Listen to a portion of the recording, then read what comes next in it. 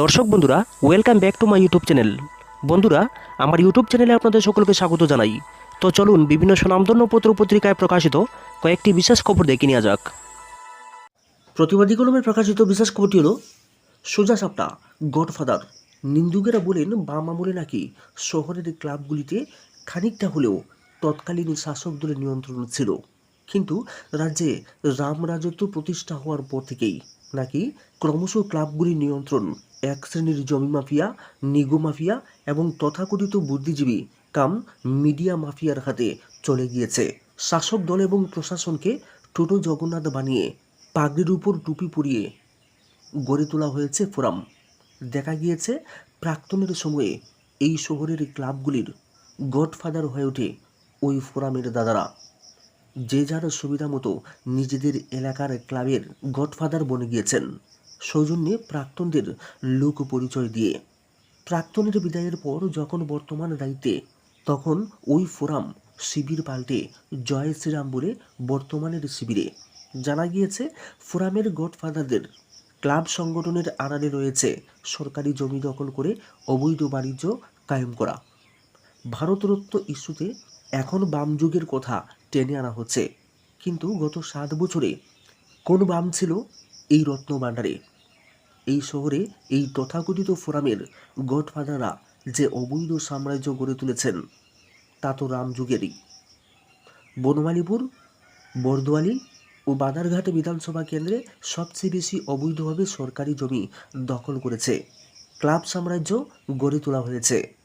প্রশ্ন উঠছে, একটি ক্লাব কিভাবে রাতারাতি 5 তলা দালান বাড়ি তৈরি করে নিচ্ছে? টাকার উৎস কী? ক্লাবগুলিকে বিয়েবাড়িতে পরিণত করার বিষয়টির পেছনে নাকি ফোরাম কর্তাদের অবৈধ রোজগারের ইঙ্গিত দিচ্ছে?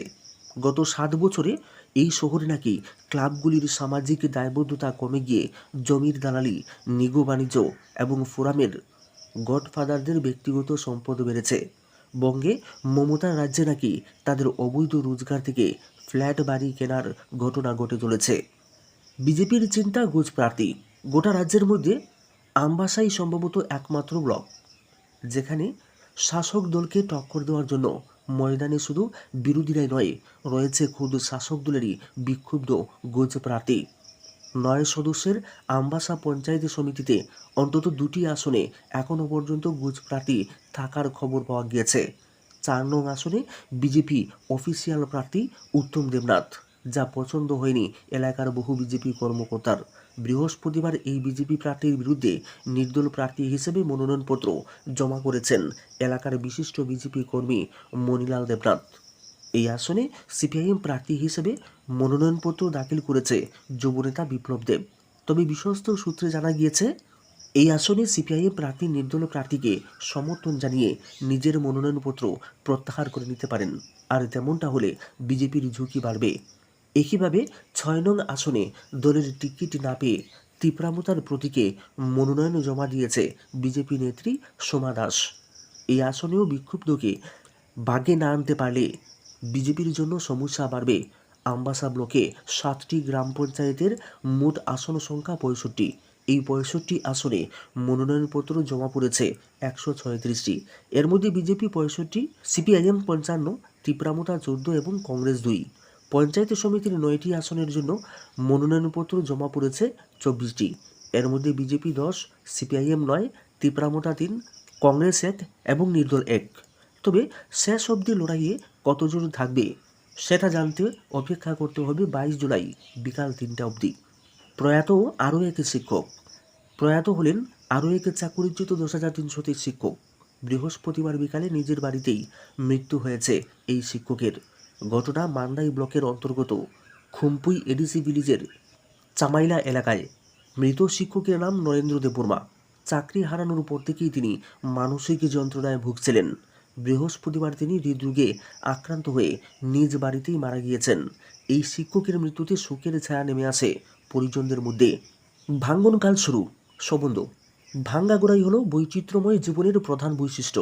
নতুন সৃষ্টি তখনই সম্ভব যখন সামনে ধ্বংসাত্মক রূপ দাঁড়িয়ে থাকে। বলা যায় ধ্বংসের ভিটের উপর গড়ে ওঠে নতুন সৃষ্টি। যে জিনিস গড়ে উঠেছে সেটা একদিন ভেঙে যাবে। কোনো কিছুই অক্ষয় নয়। আবার ভাঙ্গার পর্যায়ে যখন শেষ, তখনই নতুনভাবে গড়ে তোলার কাজ শুরু হয়। প্রকৃতির নিয়মেই এটা হতে বাধ্য হয়। আর প্রকৃতিকে অস্বীকার করে কে কবে দুনিয়ায় রাজত্ব করেছে? যে ব্যক্তি নিজেকে ভগবান তুল্য শক্তি মনে করে, সেই ব্যক্তিও একদিন তার অসহায়তা টের পায়, বুঝতে পারে সে মোটেই অপরাজয় নয়। সাম্প্রতিক সময়ে দেশীয় রাজনীতি কিন্তু এই বিষয়টাকে খুব সুন্দরভাবে সামনে এনেছে।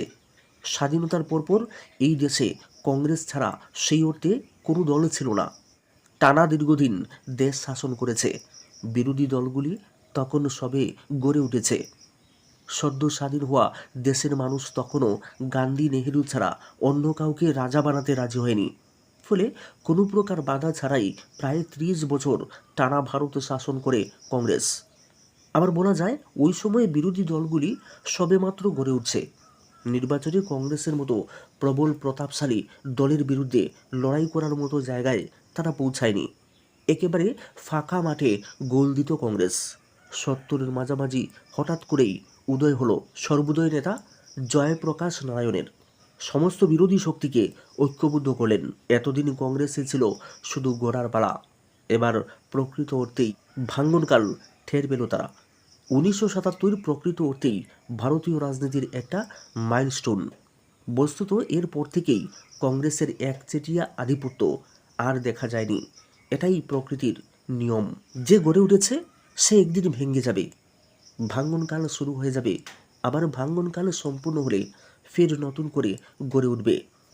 2013 থেকেই ভারতীয় জনতা পার্টি ভাঙ্গনকাল পর্ব পেরিয়ে নতুনভাবে গড়ে ওঠার কাজ শুরু করেছে। একবারে রমরমা অবস্থা যাকে বলে। সঠিক নেতৃত্বের অভাবে ভুগতে থাকা বিজেপিকে অক্সিজেন দিয়েছে নরেন্দ্র মোদী। একেবারে মেসেঞ্জার অফ গড হিসেবে আবির্ভূত হয়েছেন। আর দেখতে হয়নি গোটা দেশ জুড়ে গেরুয়ার রমরমা। তবে সব কিছু একইভাবে চলবে এমন তো নয়। 2013 থেকে যেরকম রমরমিয়ে দেশে বিজেপি শো চলছে, তাই একটা না একটা সময় শেষ হবে। একেবারে সিনেমা হলের 3 ঘন্টার মুভি। শেষ এখনও হয়নি, শেষের ইঙ্গিত পাওয়া যাচ্ছে। পরপর দুটি দেশের সাধারণ নির্বাচনে বিরোধীদের খড়কুটোর মতো উড়িয়ে দেওয়া